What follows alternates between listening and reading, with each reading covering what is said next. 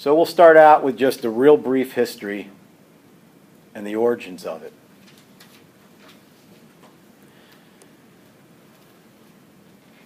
The whole context of the Israelites being brought out of Egypt, has as its foundation, being formed as a people, issues including freedom, social cohesion, right, solidarity, and we'll get all definitions for these later, and to build some sort of community. So we already see the foundations for all this.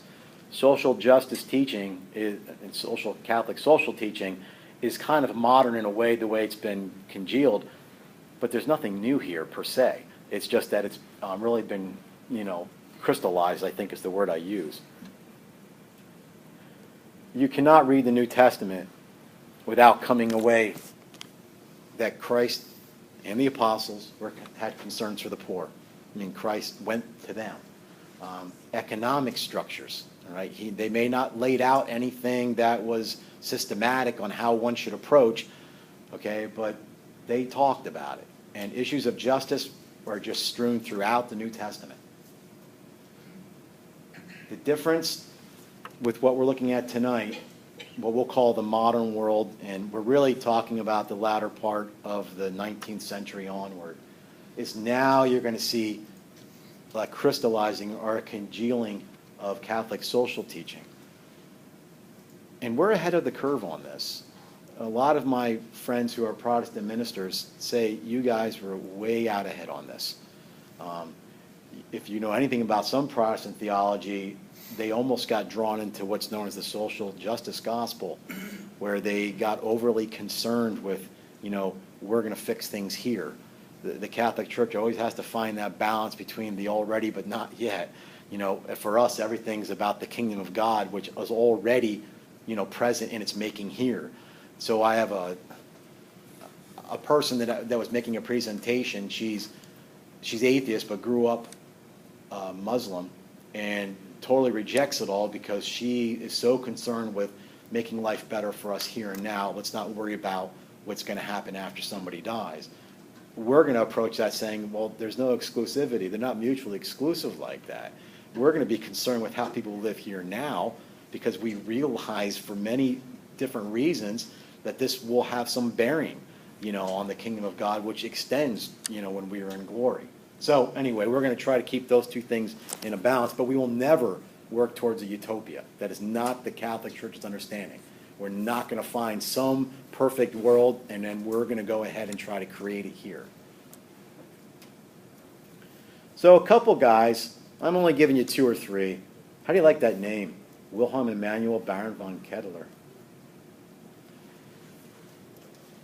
He really wanted the church to stand out. We've got the answers.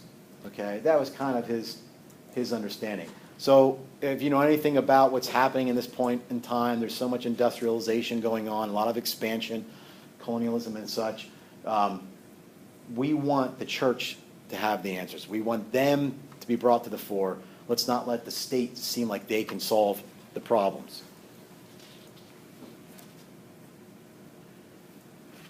Part of what he did was just that. Analyze social, economic misery.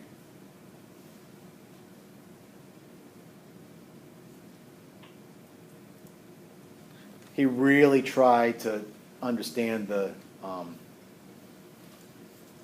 guess we can just call the intellectual underpinnings of how things play out. How does the gospel play out in the world? I mean, it has to have some relevance, right? Now there I have it. So I knew it was in my mind somewhere.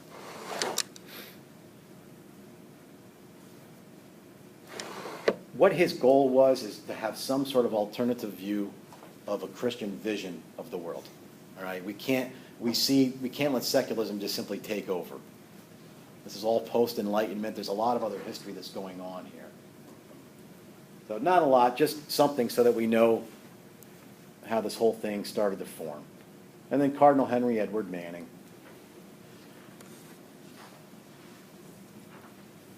Sorry, was alternative? Sorry. He wanted an alternative vision of the world. In other words, let's not leave this to the secular society to solve these issues.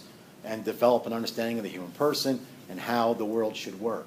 We have a gospel, we have revelation. Let's bring that to bear on how things play out in the world. And we're still doing this today.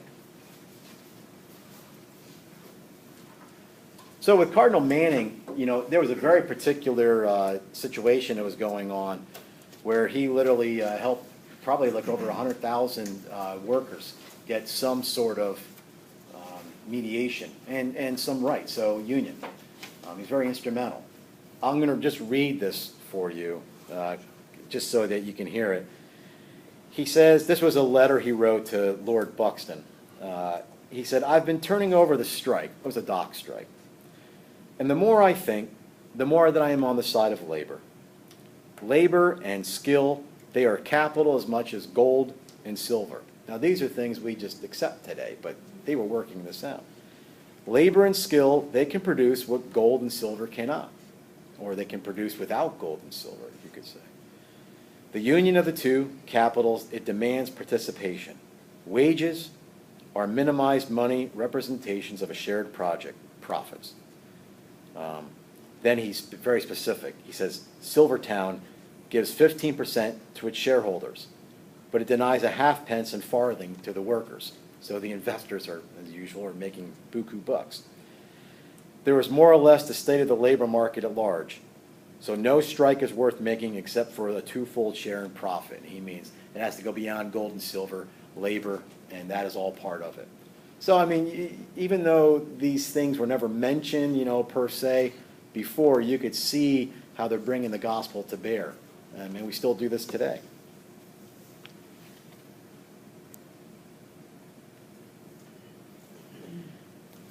Pope Leo XIII.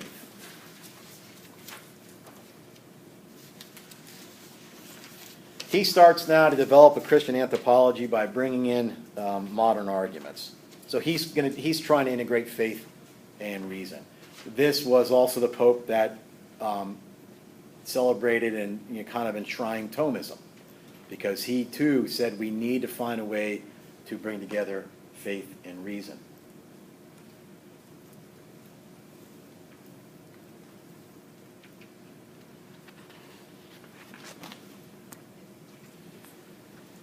He recognized that the work that we do is joined to the person producing the action. So work brings dignity. I had to make a handbook for the business that my wife runs. We only have one employee now, but we had 12 or 13 at the time.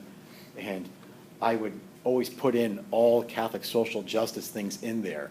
And since we're all artists, I'd have them read letters, you know, on the Pope wrote to artists, and they would joke, you know, I read a letter by a Pope today. But the reality is that work has to bring dignity, and it doesn't matter what our work is. So, in a sense, you know, this was a developing understanding in the Catholic social teaching, that it's not just an end, a means to an end.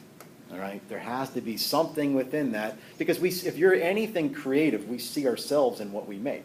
So we're sharing in what God has done, and we too can. It doesn't matter if we're working on computer software, if we're actually making art, or if we're helping somebody, you know, plan a trip somewhere. We find some way to invest ourselves in the work that we're doing.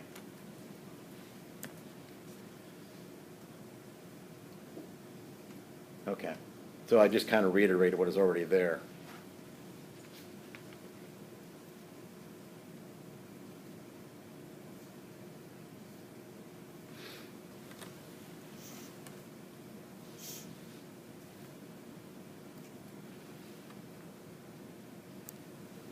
Now, if this were a social teachings class, we would spend a lot of time on this. This is the seminal document. There's no doubt. Okay, rerum novarum, new things is what that means. Almost half of the Catholic social teaching documents that have come out since that time have been on the anniversary of that. So you'll see that, Quadragesimo Anno, Centesimus Anno, they're always, you know, on particular anniversaries of this. What Rerum Novarum did was it started to address dehumanizing conditions. You don't need to go into too much history to know what the robber barons did. I mean, there's not much that you can say good. People, I'm a Godfather fanatic. I don't just watch the movies 3 times a year. I've read the books. And if you've ever read Puzo in the beginning of the book, The Godfather, it has a quote, and I can't remember who he quotes right now, but it says, behind every great fortune is a crime. How did you get that much money? Somebody was stepped on. I mean, somebody somewhere, right? So the dehumanizing conditions, just wage. Now, we won't get into what is or is not a just wage. Sufficient rest. That was something that Cardinal Manning was pushing for. I mean, you can't drive people 7 days a week. My son-in-law just got a job with the post office in Harrisburg. It's part-time, no insurance for his family for a year. And his part-time, it's 72 hours a week. Part-time, 72 hours a week. How is that? I mean, only a government can do that, right? I mean, nobody else can do that. How long's their week? It's just, it goes, it's a regular week. It's 12-hour days, 6 days a week. It's something, okay? So anyway, we need sufficient rest. Of course, we don't do it anymore. The blue laws are gone. We go shopping on Sundays now. And forming unions. The Catholic Church has always been a big advocate of unions. I taught a course just on social justice, and it almost started a little brouhaha in the room because we had both sides. Everybody knows what goes on when unions no longer seek the good of the people, right? And what happens is that they end up leaving. I have a brother-in-law who worked for Donnelly, and this was back in the 2008 when everything was really hitting. And they made a deal with them. We'll guarantee your jobs for 3 years. Guarantee if everybody just drops 1 hour a week, so down to 39, and you have to give up 1 holiday. And they refused. Well, the plant closed. You know, would that have been reasonable? I told them I'd have taken it, okay? On the other flip of the coin, we know that without proper representation, businesses will crush the employees. And I don't care what that institution is. I don't care if it's secular or religious. They will crush the employees. We know that. If you don't know that, then just work without one and see how that, you know, if it's any substantial place, see how it works out. So anyway, Rerum Novarum began to address all these issues. It criticized capitalism. It gets them from both ends. You're not going to find, you know, the church to come out on favoring one over the other. It just concentrates wealth. G.K. Chesterton said the problem with capitalism isn't that there's too many capitalists, but there's just too few. Because eventually they just get so powerful, and money begets money. We know that. And its tendency towards greed. So profit becomes a driving force. And there's nothing wrong with profit. We'll see that. Socialism, again, Chesterton, what did he call these two? Gluck and Muck, I can't remember. But he had nicknames for big business and big government, and he said there's no difference between them, you know. So this is just state capitalism, really. So he criticized socialism. It doesn't respect individual persons and don't allow private property. And we're not going to spend time talking about private property, but that is a right. The church didn't always see it as a right. It seemed, you know, Aquinas looked at it more as like it was a necessary thing. But now we're saying, no, it's a right. Okay, a person has a right, and it doesn't just mean land, right? It's any means of operation. But socialism, in the end, is going to annihilate the individual. So will capitalism, if they're both left to go on their own direction. So he kind of, like, we have to bookend both of those. So I just have a couple quotes. Hence, by degrees it has come to pass that working men have been surrendered, isolated and helpless, to the heartlessness of employers and the greed of unchecked competition.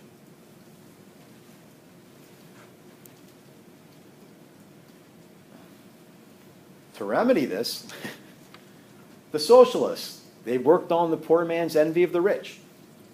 And they want to do away with private property, and they want to contend that individual possessions should become common property administered to all. Right? So you can almost see, like the early Christian communities, they'll point back to this and say how they held all things in common, right? But that didn't last long in the early Christian communities either. I mean, there's issues here. The Catholic Church says people take care of what's their own, right? So if you're own it and you're responsible, you're more apt to take care of it. But the reality is that if we let capitalism go unbridled, it's going to suppress the individual. It's going to run towards greed. If we let socialism think in the correction that therefore we'll take all this from them, we'll put it into some sort of community chest, you're going to lose other aspects. So that too will annihilate the individual. The Catholic Church won't really use the word capitalism in most of the documents. They'll be a proponent of what's known as the business economy. And they'll talk, which they do believe in free markets. It's just how does it play out?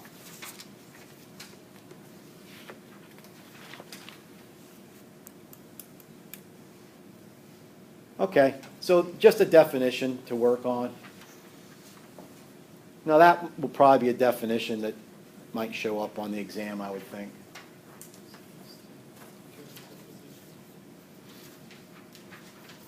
So we're hit with all these realities in the world.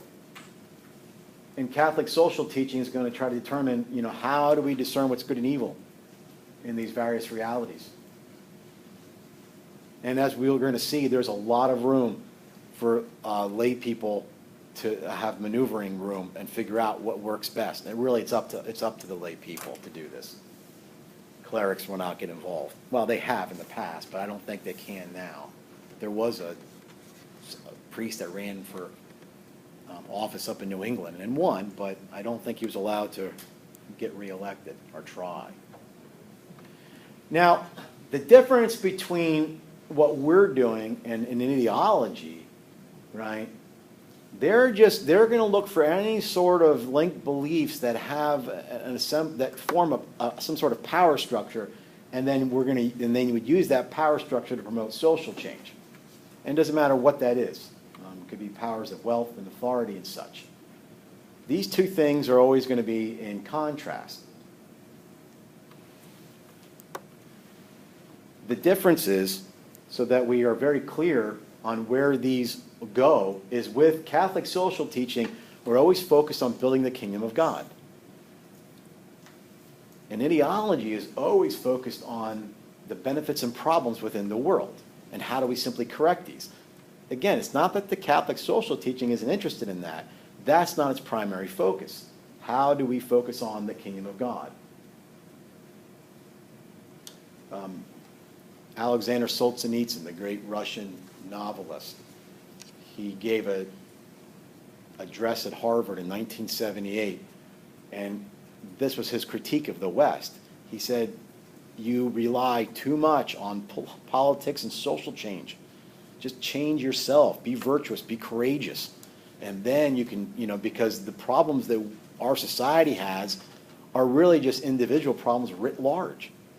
And nobody likes to think that I'll do a revolution just of me changing my family.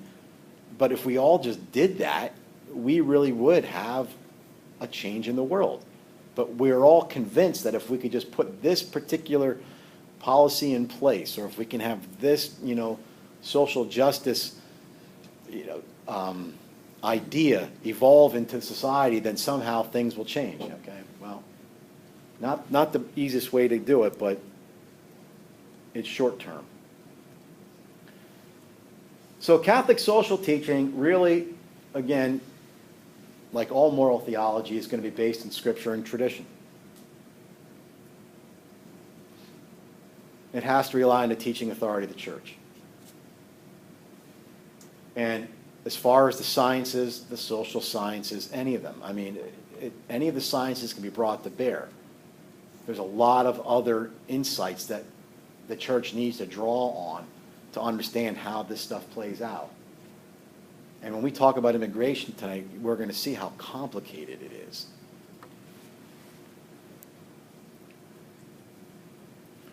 So there are anthropological foundations. We already went over the Imago Dei, but nonetheless,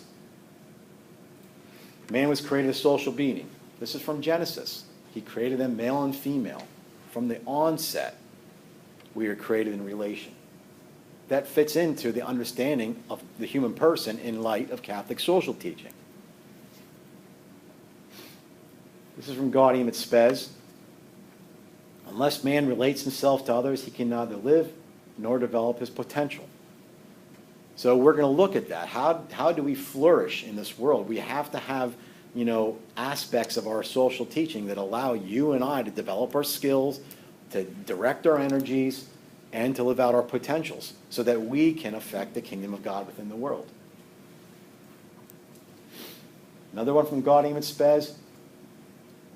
And this is pretty good. This should be humbling, especially for us in the United States. It should be pointed out that many nations, much poorer in economic goods, are quite rich in wisdom, and they can offer noteworthy advantages to others. I mean, just because we are the financially secure country in the world doesn't mean that we're right on anything else, any more so than the guy with the biggest house on the block is the most wise person in the town. Those things don't go together. Oftentimes, as we're going to see, it works the other way around. Oftentimes, those so-called riches are the things that blind us to what is really important in life. Because don't we all live within our means? And if our means gets greater, we live within our means. We all do it. It's a struggle.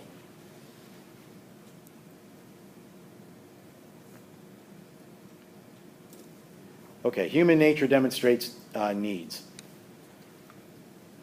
Let me put these up, then I'll talk about them. We haven't gone into natural law and natural inclinations yet, so you don't need to worry about the list. But we have an inclination to the truth. We have an inclination to preserve our life. We have an inclination to procreate and educate our children. So all these things then are inclinations. They demonstrate duties flow from those. So duties are the first thing that we actually have to ascertain. So if I have an inclination to know the truth, then I have a duty to pursue truth. If I have an inclination to have children and raise them in an educating culture, then I need the ability to do that. So you see, Catholic social teaching is going to come on board and say, how do we make these realities work for these people? All right? If I have a duty to preserve my life, then I need to have structures that's going to help me achieve that. All right? So rights always flow from duties. In Catholic social teaching, you can't assert a right unless we can match it to a duty. It comes from somewhere. Which comes first? The duty comes first, and then the right flows from the duty. So I have a duty to preserve my life, so I have a right to life. I have a duty to pursue truth, so I have a right to pursue truth. I have a duty to be married, form a community with my spouse, foster children, and educate them. So I need to have the right to be able to do that.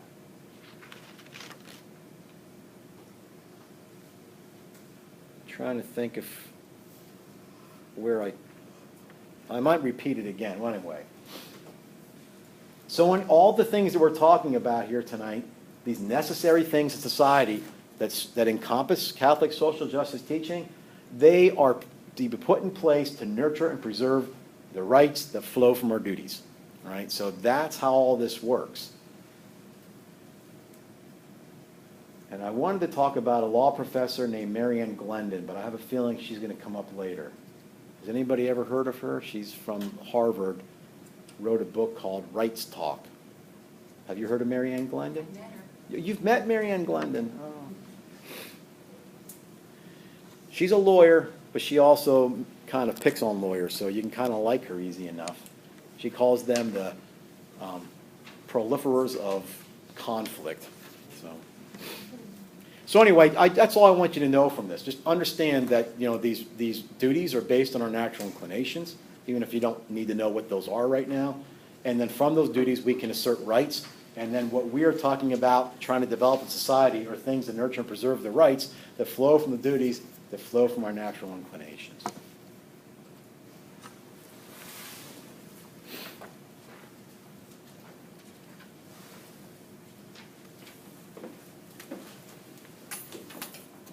So real quick, and then we'll get into some social justice talk. Conscience. We have to form our conscience in terms of rights and responsibilities. We have to start looking in this direction concerning political and cultural issues. All right? We all know people who vote, and you'll understand when I say, and we're wishing they wouldn't, because they're not making informed choices. They're pretty much just, throwing a dart. So we have to form our consciences, understanding that, again, they can be in error, but nonetheless, they have to be formed by truth and freedom, but in rights and responsibilities in the political and social sphere. Deus caritas est. The church wishes to help form consciences in political life, stimulate greater insight to authentic requirements of justice as the greater readiness to act accordingly, even when this might involve conflict with situations of personal interest. Wouldn't it be great if we could put those aside, and if we have politicians put those aside? If anybody's ever been in small town politics, it's almost a given that anybody running for small town politics there's something there they want to do. And even if they don't, they always live in that specter because it's just so commonplace. I think it's difficult for a good person to be in politics. I know we don't often say it, but I feel bad for them. It's a difficult vocation. We met at UVM, and at the time, he was running against Bernie Sanders, right? Fred Bickford. But a vote for Fred Bickford was a vote against corruption. A vote against corruption. That was his, corruption, not Corruption. corruption. His Corruption. thing was we have too darn many handicapped parking Parking spots. space, that was his whole, That was his platform. that's his platform in Burlington. Oh, Vermont, boy. and Isn't that something? Where did Bickford come from? I don't know, I was just thinking. See, you're a divergent thinker. Okay, now this may seem commonplace, right? That a goal of Catholic social teaching would be to build unity, dissolve division, and it's not just about knowing what's right, but it's about doing what's right. It's one of those things that's commonplace, but I might as well put it up there. So another section from Deus Caritas Est. Justice is a problem of practical reason, but if reason is to be exercised properly, it has to undergo constant purification. It can never be completely free of the dangers of certain ethical blindness caused by the dazzling effect of power and special interest. It's where politics and faith meet. You can't separate the two. For the person that says, I put it off to the side, I don't know how you do that. It's schizophrenic. It really is. And I don't think it takes much to convince people that a little bit of power is all it takes to turn somebody. So this is what they struggle with. Okay. Nothing really too insightful, but now let's talk about what involves this, okay? So what we are going to be, this is right out of the Catechism, what we're going to be looking at is how is it that we provide the conditions that are going to allow us, either as individuals or in the various associations we are with, to obtain what is our due. Now, we haven't gotten into what is the definition of justice yet, but that's, to give another their due. So we all have varying natures and vocations. So we're going to link social justice to the common good and the exercise of authority. And here's how we're going to play it out. It's a relationship between individuals and society. Social justice teaching is what are the various different types of justice that exist within this relationship. There are three. The first one is legal justice, okay? Legal justice is what each individual renders to society. And typically laws, positive law, is what guides us.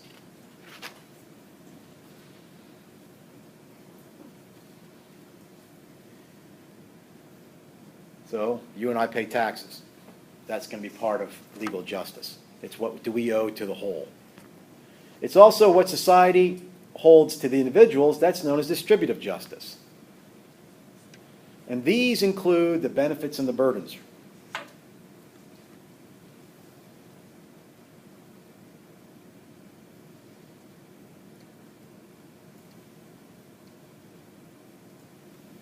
So we have unemployment insurance. We take care of people with various disabilities.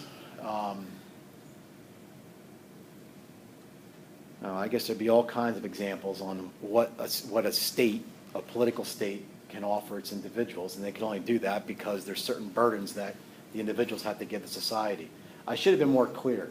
Really, this is the burdens, you know, and this we'll see benefits come from, right? So we bear one another's burdens, and hopefully we share in the distributive justice aspects of it. Between individuals is known as commutative justice. It's just the relationship between individuals. It's still proper to Catholic social teaching, even if it's not as paramount. All kinds of, you know, an employer and its employees, that's commutative justice. You buy a house, you have to sign certain contracts, that's commutative justice.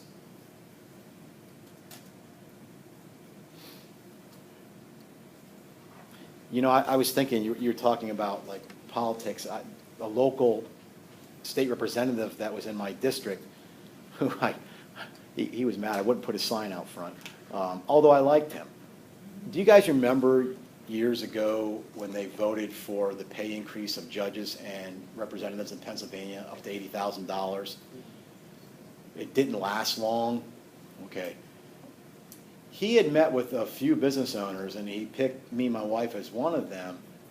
And his goal is to get school taxes away from property tax.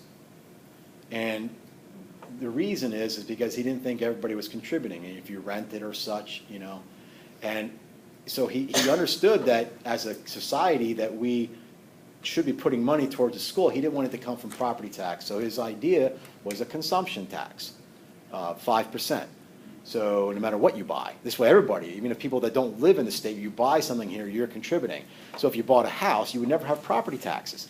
But if your house cost $200,000, you'd pay 10 grand that first year, and then that's it. Now, most people that own houses would take that in a heartbeat. But at the time, and this is what I mean by the difficulty of how it plays out, it was a Democratic-led, he was Republican. It was a Democratic-led House, and they would not allow his bill to be voted on. But they made a deal with the Republicans that if you vote for the pay increase for judges and representatives and senators to 80,000, then we'll allow that to come to the floor. Okay, now if you live in Philly and you're making 80 grand, you know, you're not living high on the hog, but if you're in Tioga County, you got the nicest RV in the whole place, you know, I mean, so, but this is statewide. So they went with it, and they said, fine, so they all voted for it. But there was such outrage. Now, we had a local parade, and the guy just happened to be in the parade. Now, I only know this because I talked with him. He didn't want to vote for it, but this is the only way that he can get his bill on the floor.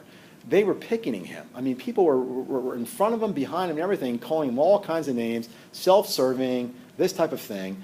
It got to the point where there was such a backlash, they withdrew, revamped it, so no longer did the people have that increase. And the minute they did that, they then reneged on the promise to bring it to the floor. And I thought, hearing that story, this is why I can imagine being involved in politics. What do you do? I mean, so anyway, it's difficult, you know. I think it's all about deals, deal making. It is. And And we got $300 million for stadiums in Philadelphia because they got it in Pittsburgh, and it went back and forth with stealth, and the people in this side of the state got upset that they got the money, and then, well, thanks. yeah, I'm just not clever enough for it. There's just no other way. I'd get eaten alive. Anyway. Okay, so if you have these on your sheet, you don't need to really do much. I'll just talk about them. There'll be a few of these definitions I can guarantee will be on the exam. Common good's one of them.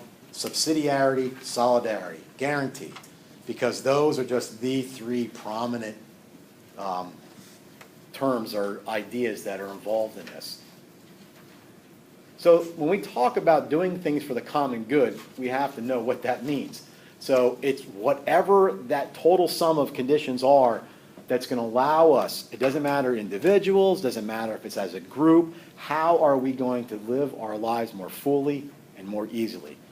You know, this is about human flourishing in our given state. That's known as the common good. So when you hear that bandied about, does it work towards the common good? They're not talking about the lowest common denominator amongst what everybody thinks. They're talking about what's going to allow us to be flourishing human individuals in society. Speaking of society, the word gets used a lot, okay? We're only going to go into a society if we're able to achieve a good not possible individually, okay? So there are many situations like that. Unions could be a society. There are things that you couldn't do this by yourself. People will form societies to rally against injustices, things that you cannot do by yourselves. So it's also often used as a synonym with community also. Okay, this is an extremely important concept that we're going to use as we go through this. It's very easy to understand. Whatever group or some higher group or community cannot unnecessarily impose itself on a lower group or individual or community. But they have to be ready always to assist when needed. Okay? Here's how easy this is to understand. Archbishop Chaput obviously is responsible for the seminary. All right? He would not unnecessarily impose how things should play out to Father Brady. Let Father Brady do that. But if Father Brady needed assistance, he should be ready to offer it.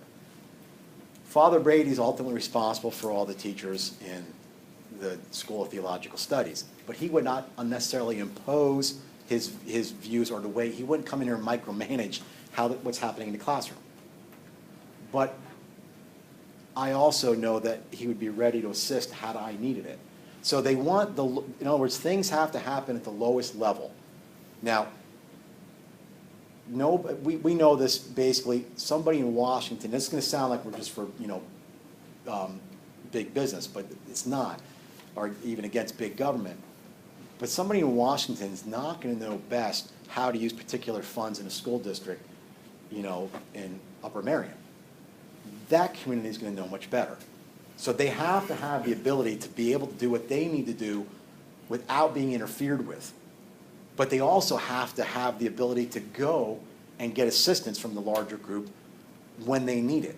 So this is always about, don't deprive the lower order community of what's properly theirs, but be ready at any given time to assist them.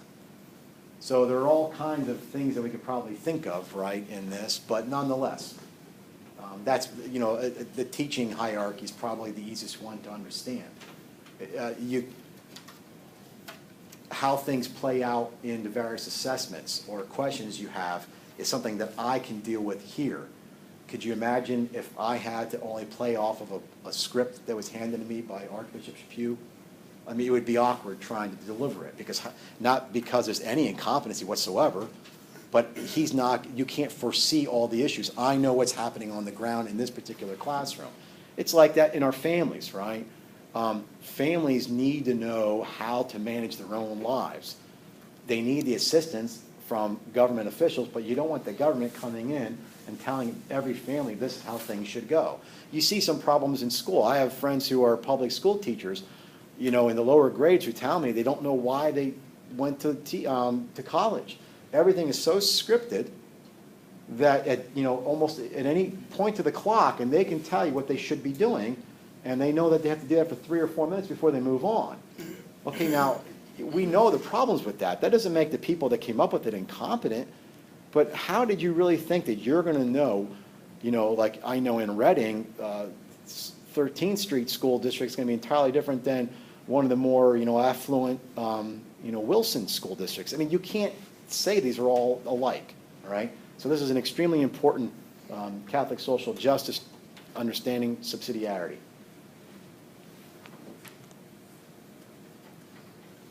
Solidarity is the other one.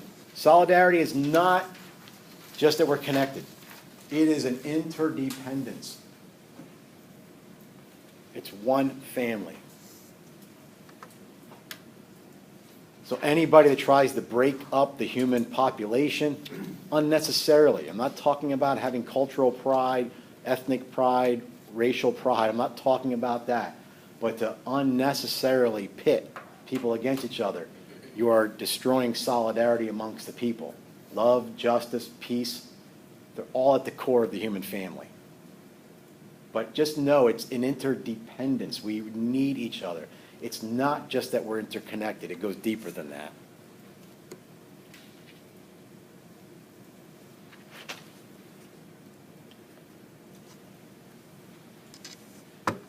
A lesser known term, but still kind of important maybe for some discussion.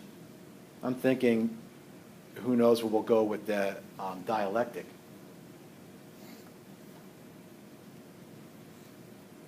You can't pull apart various aspects of the human person. When you're talking about development, we're talking about all aspects of the human person have to be considered.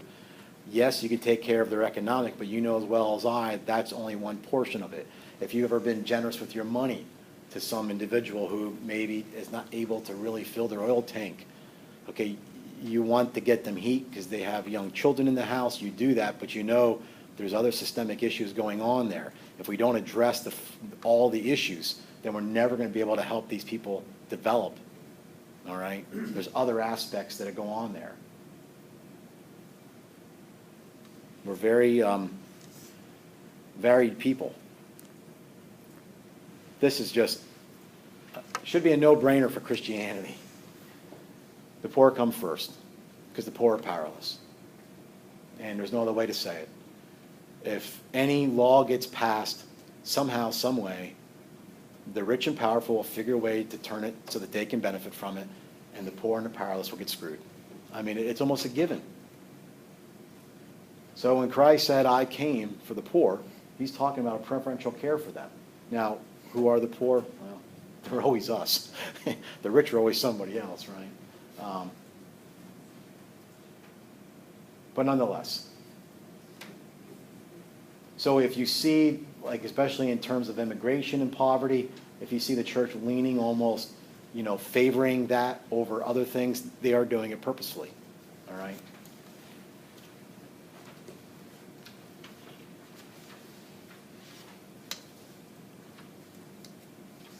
Okay, two more, and then talk about some themes and call it. This one's easy. All the things on earth were put here for all people. We can't just hoard them and call them ours and then say, well, I'll sell them to you, but at a great price. I don't know the exact rule or law, and I should look it up because I've talked about it so many times, but I understood that in ancient Israel, you know how Jesus with his disciples stopped along the road and picked grain and such? They weren't stealing. There was some understanding that so much a distance from the road was always open for travelers. Didn't matter what it was, because it was based on an understanding that they had that all of this, you can't deny people what God has put here for all people, all right? So somehow, some way, yes, you own property, but, the church is pretty strong, especially in economic terms, that, once we've met our basic needs and live a life that's of dignity, anything that we have beyond that is stealing from the poor. That's pretty strong language. Has anybody read Les Miserables? Because I don't think it came out in the movie. You know this, okay. The basic story is Jean Valjean was a convict, and after he leaves, they have to carry a pass that says that they're a convict, can't be trusted, which means they can't get a job. They'll wind up stealing and going right back to prison. So he shows up at this bishop because somebody told him this bishop is such a kind guy. So the bishop leaves him in, and in the book, I don't think he hits the guy, but in the movie, Liam Neeson, he whacked him. But he stole the silverware and everything, and he left. Well, just the fact that they saw this, vagrant walking around with all the silverware, they knew he stole it. They bring him back to the bishop, and the bishop feigns, saying, he didn't steal it, I gave him this stuff. And the police are dumbfounded. You mean tell me you really gave him this stuff? And he goes, yes, I did give him this stuff. And he says, Jean Valjean, why didn't you take the candlesticks? They're worth, so much. I told you to take them. You should have taken them. Well, anyway, Jean Valjean is just, absolutely beside himself. He can't imagine what's going on. And it's a beautiful scene then, because the bishop actually then takes Jean Valjean and says, with this silver, I have purchased you back from hate, from perdition. You know, so it's a beautiful scene. But when his, I guess the secretary or whoever it is, this maid, couldn't believe that he gave him the silverware. And his reply in the book was, it was never mine. I don't know why I was hanging on to that. It always belonged to the poor. I just happened to have it. I mean, now that's a different attitude, right? So that falls into, yes, I realize it's mine. I didn't steal it, but is it really mine to have? Or is it mine to be, am I a custodian until somebody needs this? You know, this brings a different flavor. So anyway, universal destination of earthly goods. Okay, these are a stinker. There's no other way about it. There are simply structures set up in our world that do not allow us to do the things that we want to do, and it's difficult. They are all rooted in personal sin, right? Societies don't stand before God.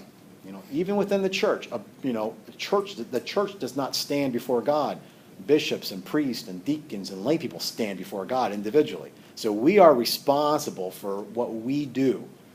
But there are things that are just built into the system that are extremely hard to remove. And they can become the source of other sins and influence our behavior. Okay? So we can get into discussions on CEO pay. You know, well, this is how it's set up. We can get into discussions on, health insurance, that, the way it's set up, a particular agent doesn't have a lot of flexibility in how they can give deals. It's set up that this person gets 8%, that person gets 8%. I mean, so how do you overcome these things? Nonetheless, it's hard for people in poverty to pull out because of certain structures that are put in there. So it's just the Catholic Church recognizing that these things have been developed over time. It's going to take time to root them out. But nonetheless, we are always culpable ourselves. We can't just say, well, what else am I supposed to do? So when we get into the medical moral, we'll talk about cooperation with evil. I mean, every time a person makes an investment, right, you're responsible for what you're investing in. You're an owner. Could we say, well, I didn't know? Did you make a dutiful effort? Or were you glad not to know? That type of thing, right?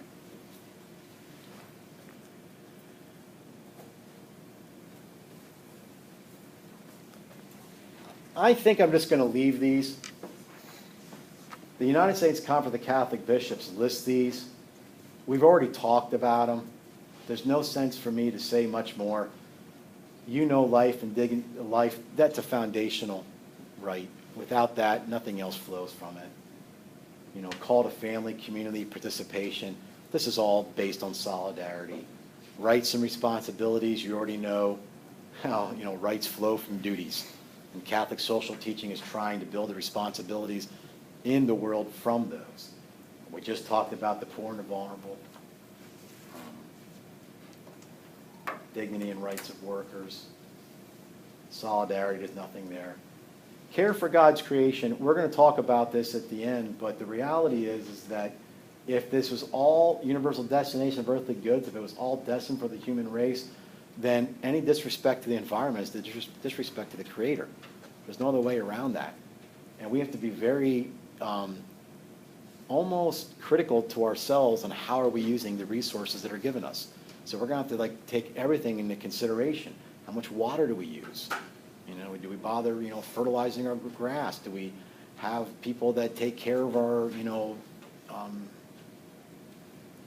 landscapes? Is that important to us? I mean, how big our houses? I mean, all these things we start to think about and ask, are we living in a way that's being a reasonable use of the resources? So.